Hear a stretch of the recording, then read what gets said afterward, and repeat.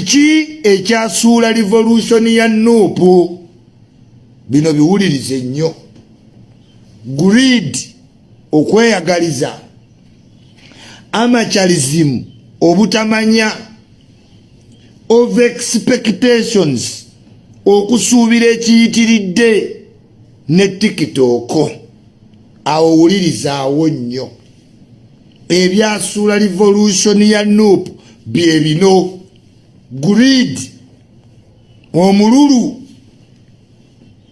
overzealousness okweyagaliza okusuubira okwewanika okwepampalika obutatwala advice amacharism obutamanya naye n'olowooza omanyi oba omuntu atamanyi nti tamanyi bw'atamanya nti tamanyi yesiiga ne kawuzambi ne yeewaana yennyini nga tamanyi naye ate n'aliidinga abamanyi revolution ku ttaka TikTok teri kyakuba revolution nga TikTok Museveni era yagamba Mukama Katonda oli w'amaanyi TikTok yakuba Nuupu ekigwo abaana bonna eri simple kyovula Museveni ya stopping Facebook ate birina abireka eri abantu bonna abaali batadde obudde ku byobufuzi buli muntu yadde eri gye yalabira nti woyuza empale bw'ogwa ekigwo bw'okola oti biyingiddemu abaana bato obudde bwonna ne budda ku TikTok ba youth be yali yeewanyisa ne bapyanta obudde obuwuliriza message ez'amagezi tebayina because balina okucreatinga fane clips bafunemu following ekyo kyakubira ddala people power ekigwo mu Uganda njagala okitegeere ebimu ku byasuula Nuupu ye TikTok obudde abantu bwe baali bawalumbuye mu COVID ani nga abamuwuliriza nga te TikTok nejja ebyo byonna n'ebimenya yichuli number 2 factor yichuli omuti ekinyonyi gwe kikubamu ebituli weewuunya akanyonyi kakuba katya mu muti ekituli nga gwe newe bakuteekawo tokisobola ansi erinyangu consistency kakoona be pa okumalo ennaku 3-5 omuti guba guwomoggose kati akakanyonyi ye yichuli every early in the morning akasolo yichuli kaali kabojja Nuupu ne kagikubamu ekituli factors ezasuula Nuupu oba revolution ejjako Museveni esooka TikTok eyokubiri ichuli eyokusatu greed ababaka be balonda baali baluvu nga baavu abaavu balonda baavu bannaabwe mu office ezirimu omusaala bagejja bafuna white collar batandika okubajerega tebabalabawo tebabagala besembereza creating a distance between the leaders and the voters kinyiza foot soldiers revolution nefuna crack uliriza greed nekuba revolution ekigo overzealousness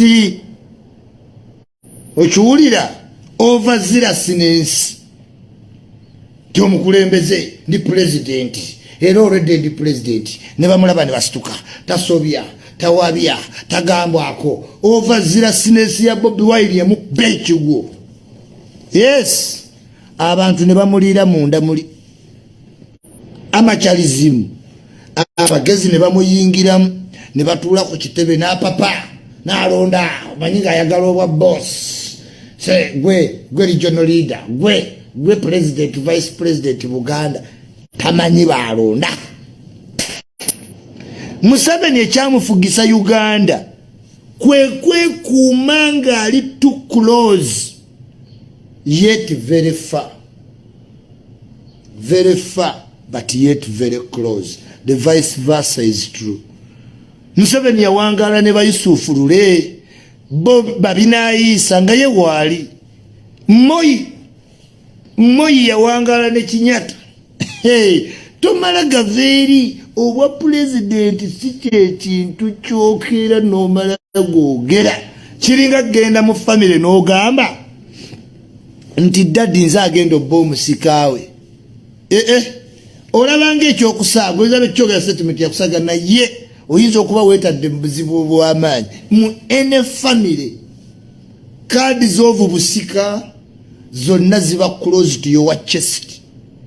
Tomala gaveri n'olangirira ngenda kufuula first lady amachalizimu bamulonze ku bwemupi tannatuula mu parliament giyiga ogreed tannatukana mu parliament giyiga bamuwadde omukisa gwe yali tasuubira atuse mu parliament wadde okuyiga ngeri gyeba submissions we ziba procedure taina budde ali greed njagala kufuula first lady nga buli omu alina independence okwogera kyayagala n'ayogera ekyekisiru ayogera kati ffe generation ezaffe baliida be bayogeranga bokka nga ne woba tomwagala olina omuwuliriza nga natya babu nze ekyuli babu naye kati we bakola innovation nga buli muntu asobola oba judge journalist gundi kyaleetera okuba disruptive.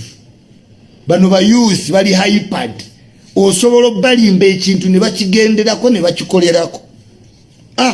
Oli yabagamba mu 7 hours za myezi eki ebiri today ne bwayogera ekintu tekikyamataliga kati omuvubuka babuukidde omuvubuka omulala obadde okimanyi ng'oggyeko muhoozi Kaine Rugaba yasinze tokability kati Kenzo yatekinze over Bobi Wine.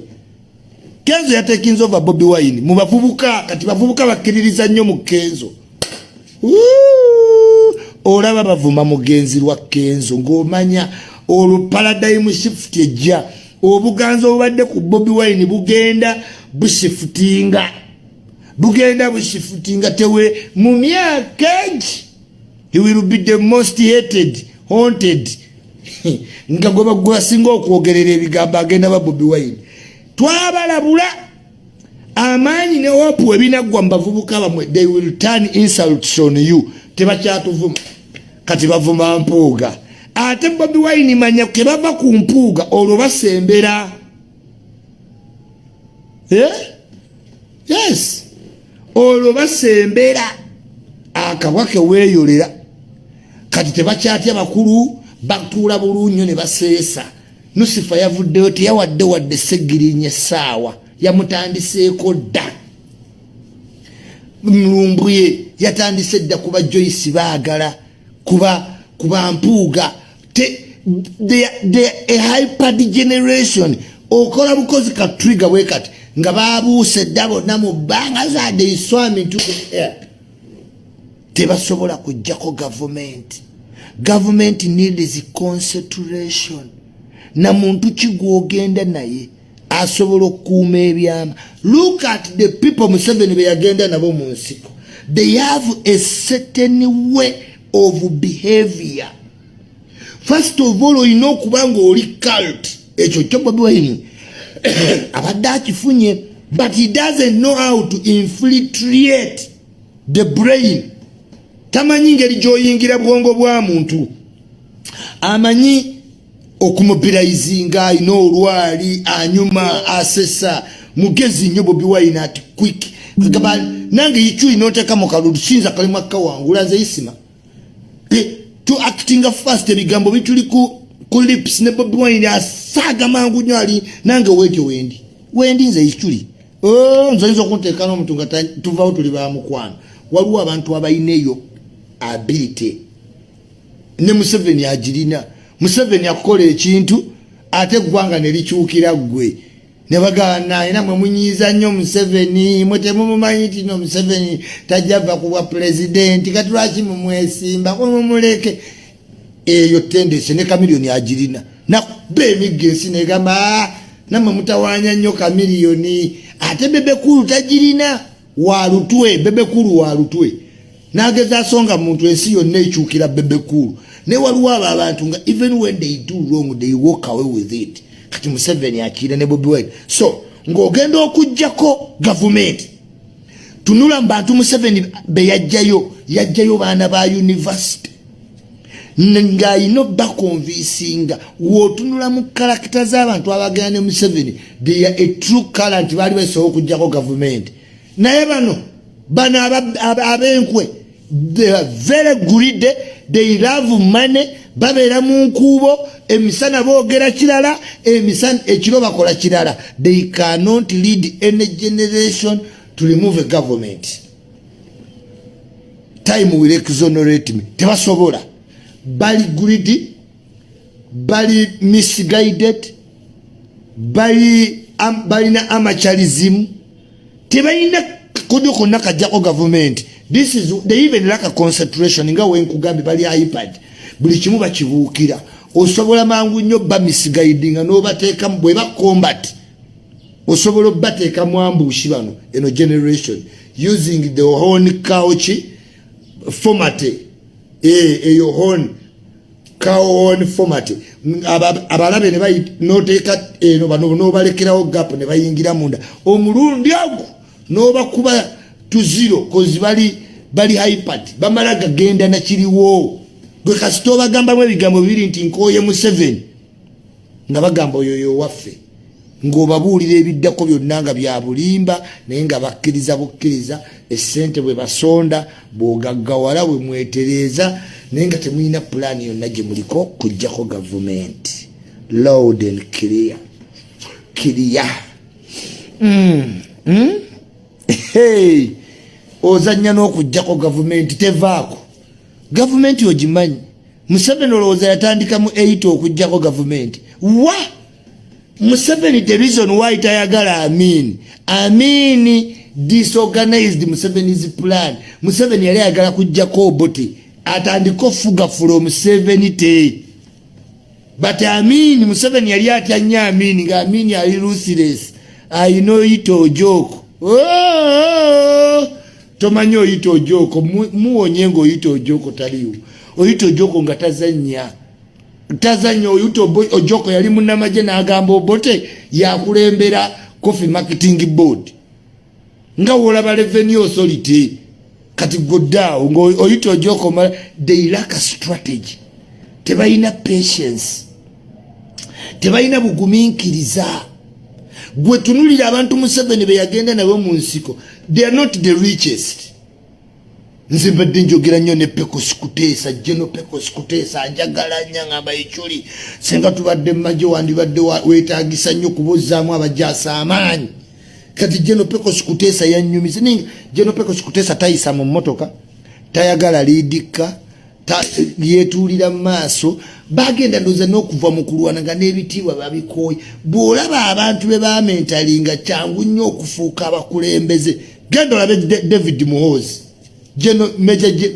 Jeno mulamba naye David Muhoozi abeera bw'ati n'omulinnyako n'ogenda n'akugamba sole naye eno abawagizi babambira ababaka bayomba n'abawagizi Futu soja tawa MP kitiibwa Futu soja tategera nti wadde walonda omubaka wayingira parliament level ziba zikyuse Futu soja alowooza omubaka yalina omugulira internet tera simanyi nze nakulonda ne waba mu district yetagendangayokko olw'okuba wa Nuupu akitwala over him nti omubaka ffe twakulonda ne bukikinala ne bulyoka bumanyira ababaka ba Nuupu n'obatunaga bannange Joyce Baagala omukazi abadde chief editor ku NBS omanyirwe emiyaayu Joyce Baagala ayamba n'aba Nuupu okubanga yayita eyo cause government efiiringa na bubi.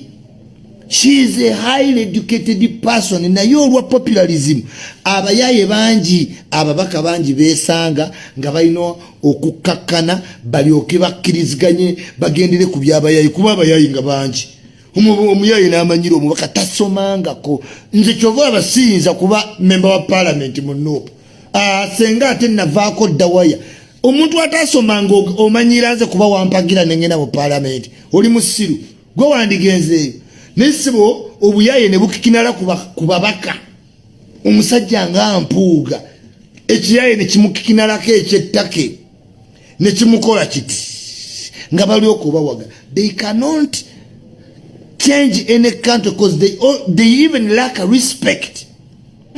NRM inaba la lubanyi nayo tosoa kulaba aba NRM nga bavuma ba MP babwe tebasobola because Museveni atekyasoka installing a discipline. Bobi Wine bamugamba akachama abana woto batalerezeewo bagenda chama nga yawagaba wage attack my dogs attack ngenda muterembwa embwa.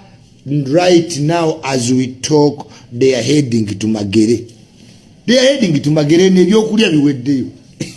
Eno twa bembwaze kati zakyuse emikira zigenda eri zidda Magere kinavaamu wezina amalawo mpuuga ne zimalawo baani bonna ba Joyce nga zibalidde zijja kumala ziri empuuga zisigazeewo mukama waaze yazitraininga naye zimulye.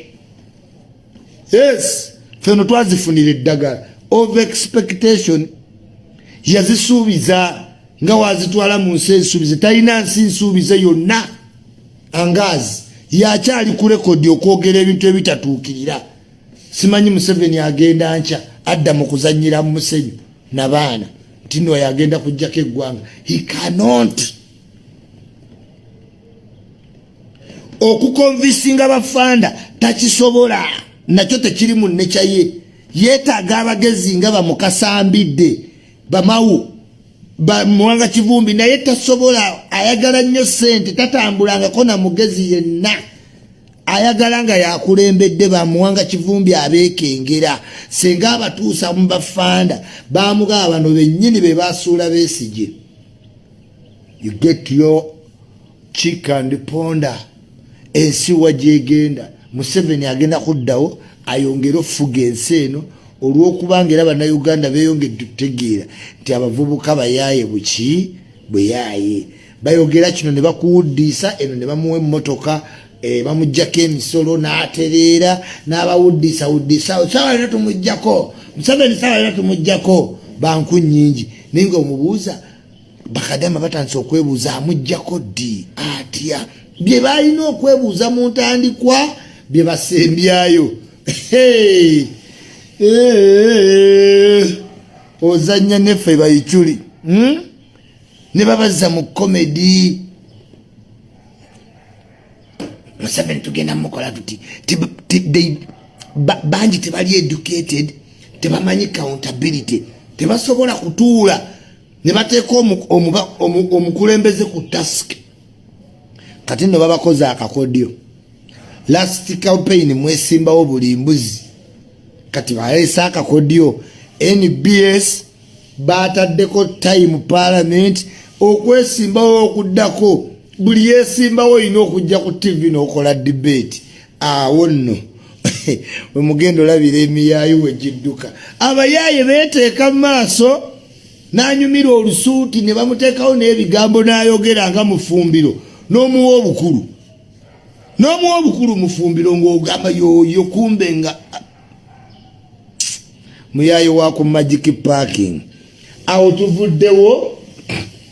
Yes, nkugambye Eddie Kenzo yesimbye mu Bobi Wine we natiridde nga amujerezejerezeemu awo naye nga Nopu w'ogimanye dda naye nagenza olaba nga omuliro tewali. Amaanyi ga Bobi Wine gakendeeredde ddala kubanga lulinga Kenzo tasobola wadde bonna nga bawoza fada babala nnyo amawulire ba celebrity naye Kenzo alina engeri gye yamutiizinzeemu n'alaba nga tewali reaction. Olowooza abavubuka tebali ku Kenzo kati abavubuka bali ku Kenzo. Kenzo ayinza oba kati right now asinga Bobi Wine almost oba naamwenka n'amaanyi.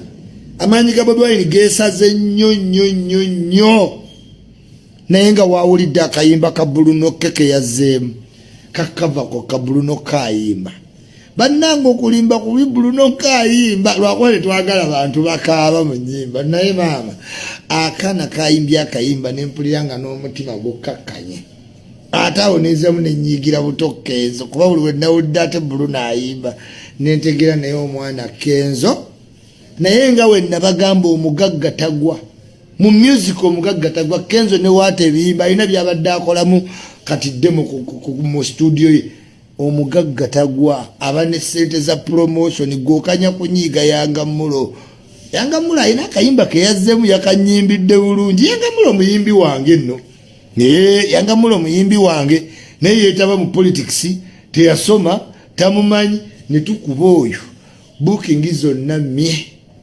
tutandikira kuba promoter mmwe muddemu mu booking oyo munaalaba naye nga akayimba Yanga Mulo wakayimbye bulungi nze Isma ndi wa mazima wakayimbye bulungi ate eddoboozi lyanyumiddemu naye Bruno ke wayimbye akayimba Bruno yevuddemu abantu abamu baba beetaaga ddoboozi libasitula Bruno ke mulaba wenna muteekamu ekibuli nenga ali awo manyi Isma Kenzo omanyi tiimu ne mga Bruno tewali bya tiimu ya Kenzo yogera nga Gravity ayogera ekyo kyenjagala ku Gravity mweno industry n'okuba n'ekibuli naye ekibuli olina kipima oyinza okukola ekibuli n'oyita olina okukoma ne gukusuna kati olina otegeera kati ba Bruno ke bambi batya nnyo okweteeka mu bad sport oba mu enmity n'omuyimbi yenna kuba baana bakyaki yetwala simple ebintu ne mwa Bruno ke waayayo kekera lingi from street we stand up to everybody chovula afe ne penge tuogera kyetutya kuba wetu twakula tuogera ne everybody oba oli mugagga oba oli tuogera naawe ne Bruno ke church ya mu traininga tonyiza muntu yenna always make peace I'm son of God Jesus loves me and Jesus empower no Bruno tewefuula nti walaba ku Jesus tomo Jesus tomuyina mu kafaananyi lwaki otijja nnyo otyo naye omwana ebyakyayi Bruno ke mwana wa waka nnyo oyinza olowooza ali 19 I have to go ndye ne mami lunch Sunday nga Michael Ross we yali ne Michael Ross nga wati wali ewaabwe nga alina okusaba ku Sunday alina okugenda ku church nga biri mu rutiini simanya alina okulya ne family lunch every n'omugaffe tumala n'omwezi tetuliddeka tuli mu kunoonya ssente mbu nga nemba mwina kyemuliko ne Michael Ross nga lwa Sunday akugamba nina osooka n'endya lunch ne family eka. Big up Michael Ross mu America awo Aidale Subuga same thing Champion Vavin straight away babloga bange ab'omu Western Uganda sinna meetinga mukama wammwe ali muno mu Kampala naye tubadde ku busy schedule abantu ba America mbajjukiza nti president wa mpya bamuyita Gwanga vice president bamuyita Muvawala awo wetuli mu America awo wenyimiridde omwaka guno olwa unity mu America tusazeewo tukwate ebiwayo ebi bibiri regardless Ogwanga Muvawala. People of Boston, Massachusetts, stand up for your own. Muleta amaanyi mubadde mulakinga nnyo mu unezi wedde mwateekawo nnyo politics but now tulese unifier Ogwanga deputized by your own Muvawala era tubakoze bubi not at all Bruno ke ekiwasudde mu music nga tebagenda wala kubeera simple baagala nnyo obutanyiiza muntu enenso yino nnyiiza abantu osobola osengejja abakwagala otherwise ojja twala buli muntu because you are simple yingiza eminya emisota goonya gongolo obe n'ebizibu mungi olina okusalawo muntu agende wa Ichuli ng'agamba Ichuli mmanyi kati Bruno ke Kenzo nakuvuma buli ajja najerega musajja watunga ayimba bulungi yayimba ebisaanyi Bruno byonna bimwogereko naye okulabika obulungi okwambala obulungi n'okuwunya obulungi n'okulabika ng'omuyimbi n'okuyimba obulungi kakikola munnange kakikola nnyo ka Bruno ke betutiitiibya sibe bo ng'ebyobufuzi betulonda nga tulowooza be batuufu be bakyamu nnamba emu obuzibu buli mu kuserekitinga wakolako bu ansa bw'okusakolinga ABC ne D mu economics osaza D nga answer ye B n'osaza E nga ye D obuzibu we buli betulonda sibe balina okukulembera n'abayimbi abasinga sibe balina okusinga obulimba bwanguwa nnyo mu maaso naye amazima gamala ne gatuuka kati wadde waliwo abalina ssente ne bakulembeza mangu ennyimba zaabwe ne bazisaponsalinga abayimba ennungi bamala ne bajja bw'owulira oluyimba lwa Bruno Kiva gye yaddiddemu fire buli w'owulira eya Kenzo nga weegoga ne bafiikiraavu beegumya baabudde omudiribada naye nga baddeyo ne bagala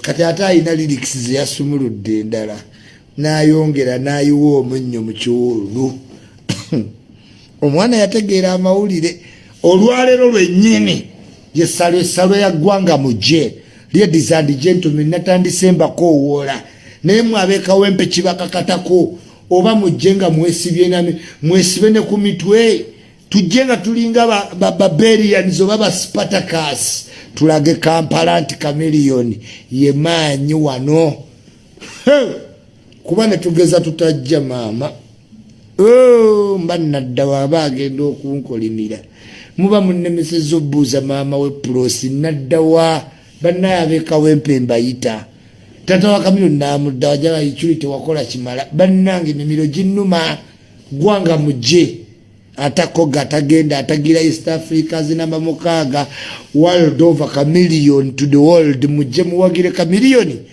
ekivulu kigwe naye ekivulu ekyo ne kitagenda bulungi waliwo empala neetajja kunvaako munsaasire yes munsaasirire ddala bannange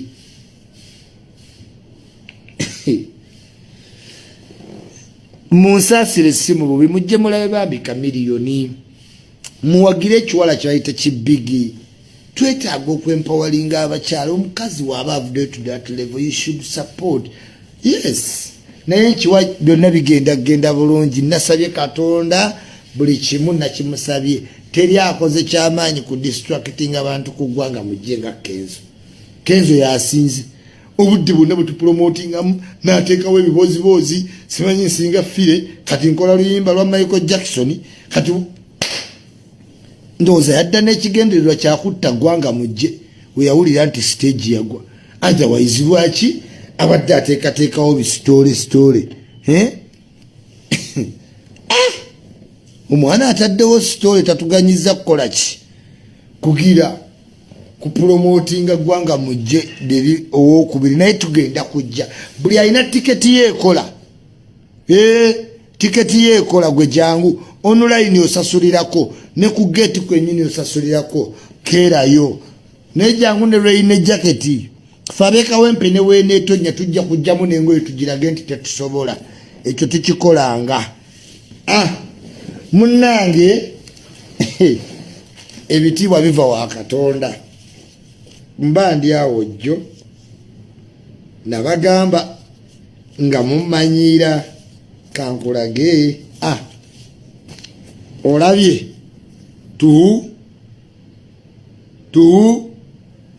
tusuubira Ibulayimu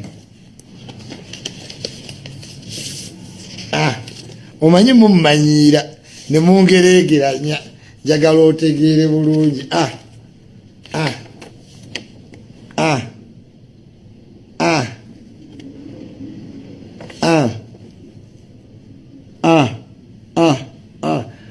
kati oyinza obutakitegeera bulungi eno ebbaluwa yagombe Old Students Association kindly we invite bampise njogere n'abaana b'essomero gwe baali bakuyiseeko yogere n'abaana b'essomero ndiye mbisimanyi bweya inspirational ki yefe abali inspirational kati Gombe ogimanyi Gombe Secondary School okuyita ku Old Students Association ojja oyogere eri essomero zanya neichuli Dear President Blog Association, Dear President, Gwenyoma on your own risk. Gwenyoma on your own what? risk naye olitegeera ati ndi president wojja ommanya.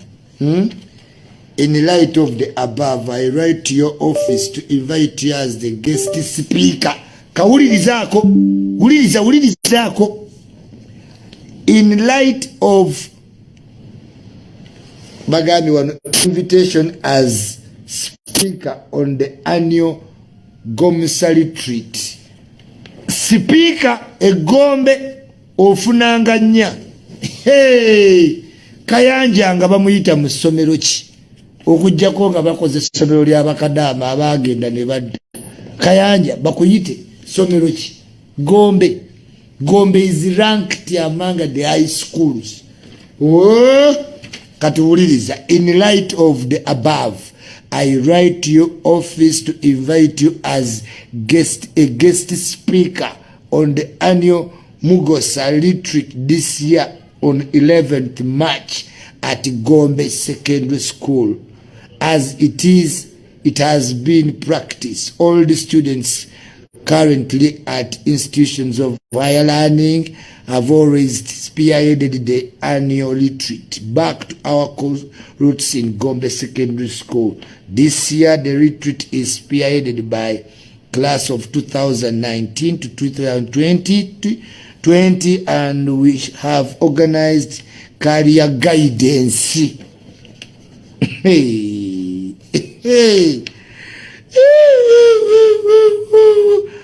A career guidance session to all the 2,500 students.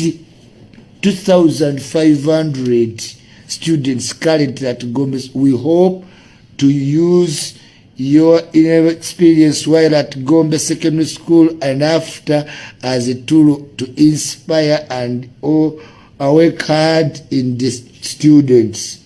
The retreat will be attended by alumni of Gombe Secondary School from different parts of the country as well as other educational stakeholders. This will be an excellent opportunity for you to share your knowledge and network with your old students. Yours faithfully, President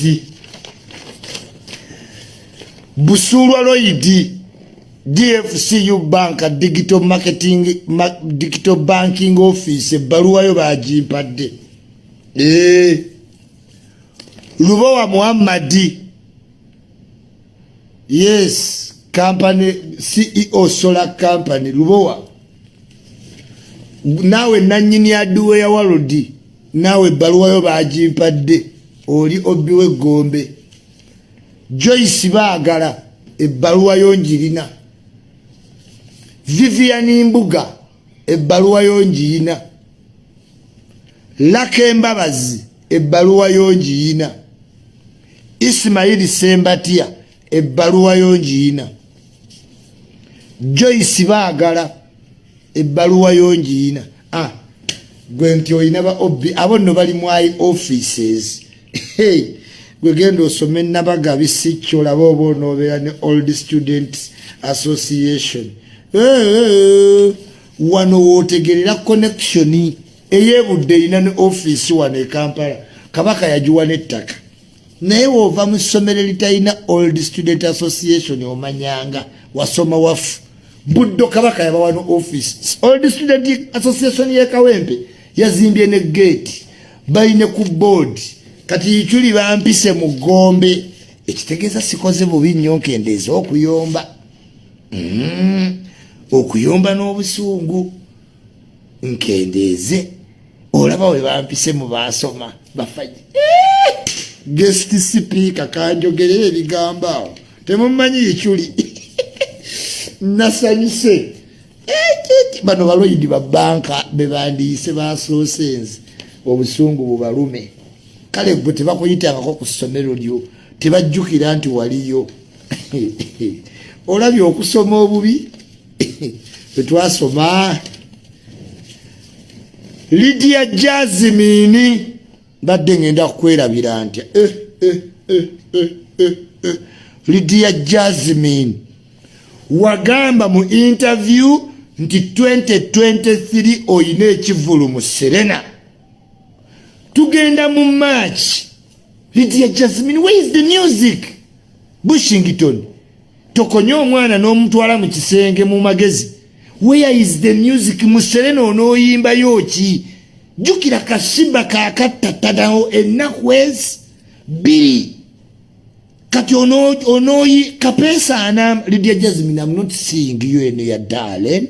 And when I don't see you, I'm inviting you to your door. Lydia Jasmine, where is the music that will go to Serena? Because we are in March now. January, February, March. 3 months gone off the year. Kitegeeza obuzayo emyezi. Ennyimba onoziyimba mu July zonoyimba mu Serena. Omanye ebivulu ebinaaba mu Uganda. Lydia Jasmine, where is your music? Zino ennyimba endala oyina kapeesa anyani nnungi naye tezimala kuyimba mu Serena. You need lead songs by now. You know kufulumizayo ennyimba ezi. By the time you sing, that the one song would have come in January, and the another song would be coming in. Abayimbi banja abate nyimba. Lydia Jasmine nyimba za Serena oziweza.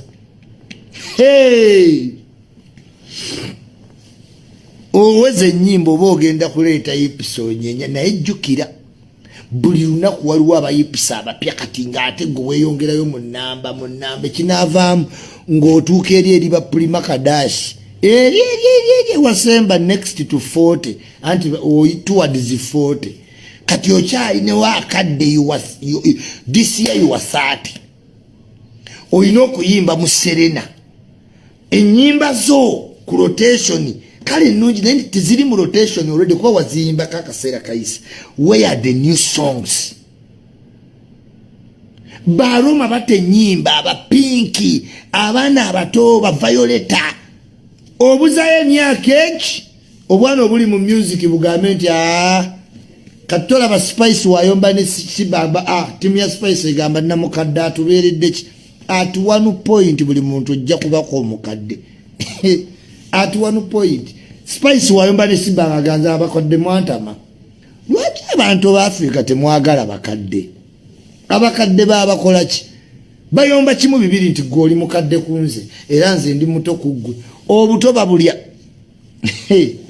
Nze nayagala nnyo obuto naye kasita nategeera nti omuto teyeesenera. Nenga ngende mu bukulu weesenera. Obuto oyagala nnyo naye teweesenera. So buli muntu at 1 point ojja kukaddiwa. Bw'otakaddiwa ojja kufa. Kubanga eno ye climax. Kati Lydia Jasmine, sweet, my black beauty. Ebyo byonna Cavasius.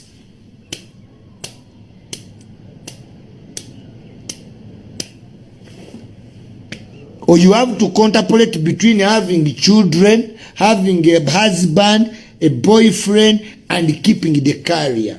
So you need to be active in the times where you can avoid.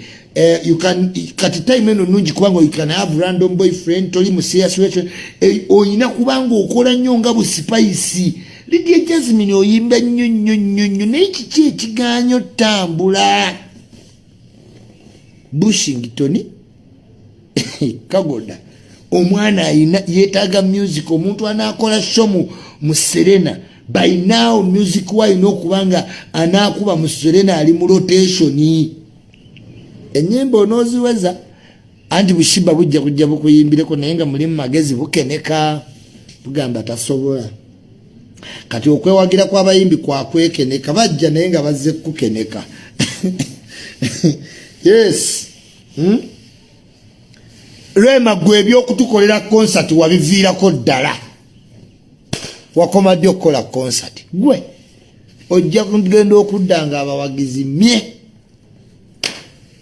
Nga twagenda ne burechure twagenda ne wakaro nantongo obuyimba bwawe bunyuma nnyo akayimba kakaro nantongo kanyumira nnyo. Yes, Chosen Bekirekera otambula ebweru wekka. Genda nga ne dictator Amiru akuwagidde ekimala alaze nti ali trustworthy. Tambula ne manager ne ntambula ne dictator Amiru kuba ne bawo naye content creator. Nga woyina opportunity naye mu opportunity nasanyusa nnyo nti mwagenze babiri e Dubai and that's very good. Happy birthday Chosen Becky. Njagala nnyo ka Chosen Becky. Kagala nnyo kachoze ni beki nnyo toyinza kanzijjako. Dictator Amiri webale nnyo webalire ddala omulimu okola munene nnyo. Kirungi otambule n'omukyala wo akkirize obeere personal manager wadde nga waliwo official manager naye nga yigwe personal manager. Kuba omuyimbi olubuto luyinza omuluma ekiro. Twala that position, I agree with you. Yes, Lydia Jasmine. Tojja kupaledinga ipisi zokka. It can't work. Tojja paledinga biso. Simanye. Yes, oli mulungi. Where is the music? Where is the music? Otherwise, Lydia Jasmine, omwaka guno notakola shoje wasuubiza abawagizi.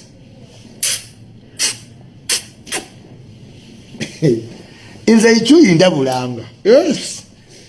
Kakutando obenga abawagizi omwaka guno tobakoledde concert yetu.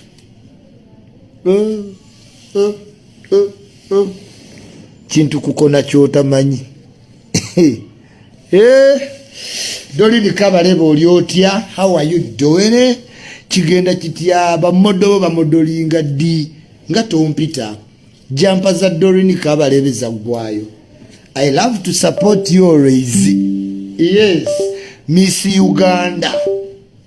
Nina Miss Uganda wange gwenyendo banjulira. Nebambi mukalonde. Nina gwenyendo banjulira. Owange. Naba banamukiririzamu ku lwange. Ngenda bamulaga naye maanyi.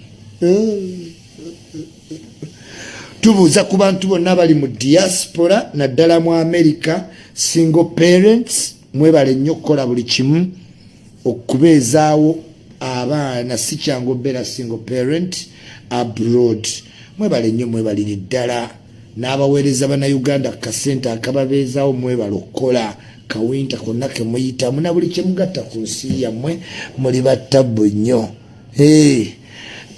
Bannange sitole za Sudiru muninde muwalo sitole zisiyingirira buyingirizi nange nziina wano naye nkyazisomamu nakoowa okumpita ayita mumpagana ennyitankuula sitole ne balyoka bantambuza abasirikale ne banoonyanza. Mulindeeko mbyetegereze naye waliwo sitole gye mbaleetera. Obubbi mu Equity Bank enkya ku makya.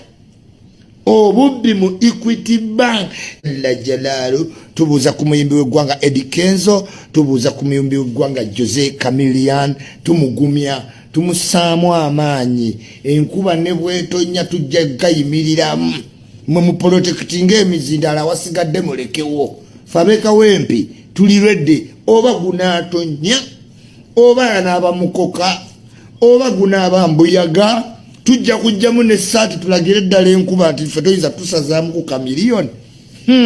Mwabe ebitundu ebirala muyinza n'okutya era n'okuseka ne museka. Ffe enkuba keetonye pita abekawempe mwenna temulirayinga ku balala batembeesiga mumusooke mwesige kawempe. Where we come from? Kampala. And we sit it top of the nation. That's why Kawempe Republic we're not taking intimidation. Kawempe rise up. Tusoke tulage bitundu ebirala. Tatefe Chameleone tetumuwagira just bya kuyimba. Ne solidarity yokuba nti Kawempe ffe tuyino singa. Twaba machindi ekiguyi wali wava abayimbi ba Vampos, ba Michael Ross, ba Chameleone Mavini, bonna bali America.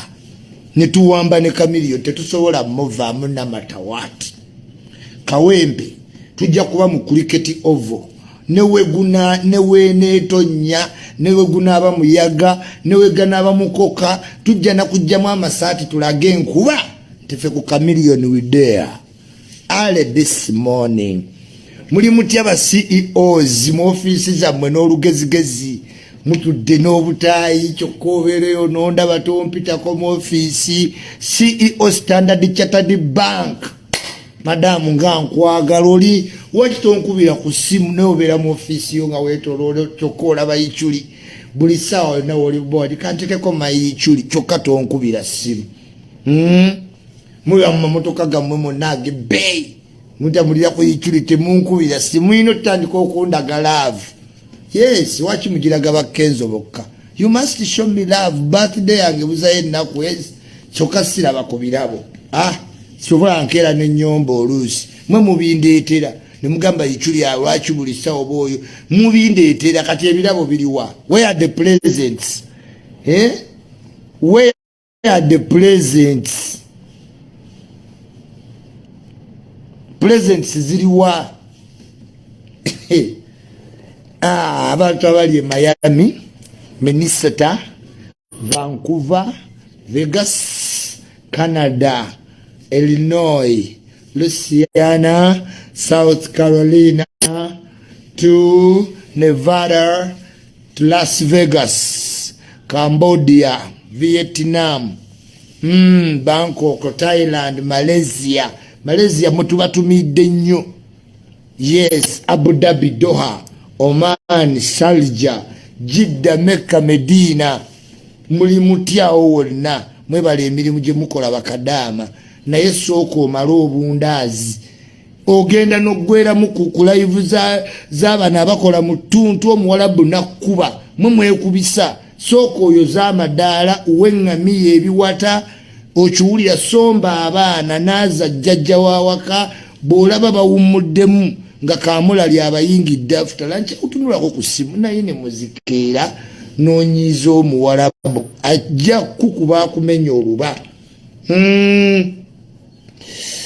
Nange ntuuse ayi Mukama Katonda nannyini buyinza mu nsi eno asinga ebbeeyi abantu bonna eyateeka bamisikini ku nsi kuno n'otwawulamu levo ez'enjawulo abamu ne babanga batwesiimisa abamu nga baboosi abamu nga bakozi abalala nga basibi ba buguwa bwangatto naye nga buli omu Mukama yeetaaga munne wabula ne tutambulira mu mitendera buli omu asanga yamusukkulumyeko buli omu gwotya ate oli gwanafiya ate gwe gwotya Katonda yatuteekamu emitendera kkiriza obeere mu mutendera gwo.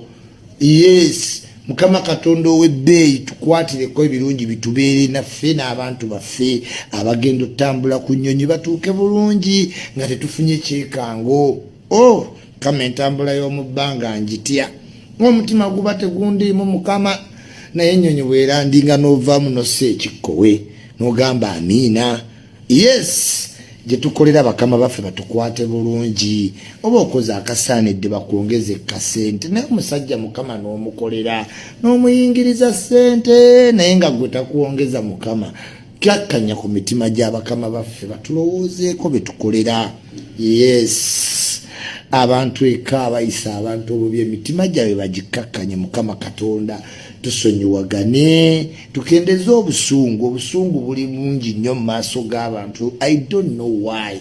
Mukama Katonda teeka omukono gw'ekisa ku ggwanga tuwangaale ebbanga ddene nnyo ate ng'eggwanga tulyeyagaliramu lye watulekera. Amiina ya rabbul aalamiina. God is good all the time and all the time God is good.